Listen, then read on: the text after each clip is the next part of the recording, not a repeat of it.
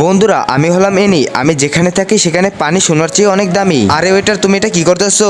আমি কি তোমাকে পানি এভাবে দিতে বলছি? আরে পাগল, ম্যাডাম অনেক বড় একজন ব্যবসায়ী। যাও সবার জন্য এক এক বোতল করে পানি নিয়ে আসো। থ্যাংক ইউ ম্যাডাম আমাদের পানি খাওয়ানোর জন্য।